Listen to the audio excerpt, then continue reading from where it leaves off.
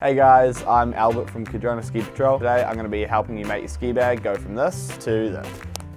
First thing you want to do is you want to get your skis in your bag. Grab some rubber bands over one brake, push your brakes up over the next one, and that will hold them nice and tightly up in that position. Just slide them on in, grab your socks or your Grundy undies, whatever you prefer. Put them in your boots, just biff them over and they're good to go. They don't take up much space anyway. Cool kids wear the lids.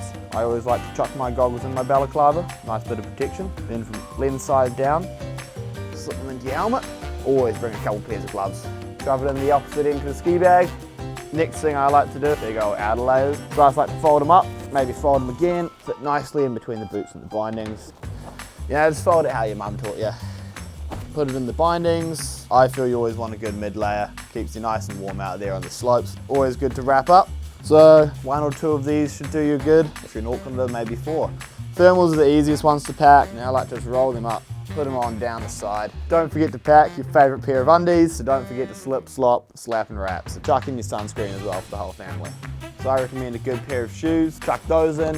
Jandals are nice and all, but don't be slipping on ice. See you guys up the hill.